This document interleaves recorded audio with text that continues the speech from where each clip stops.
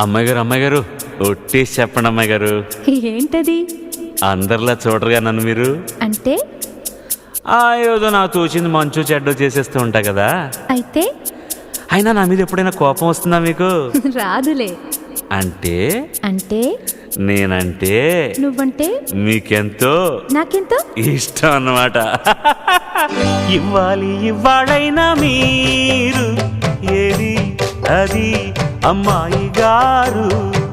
చెప్పాలి ఏం కావాలో మీరు ఏదో అది అబ్బాయి గారు. నన్నే మెచ్చారు, నేనే నచ్చానన్నారు. తీరా అది అంటే ఇంకా ఏమో ఆలోచిస్తారు.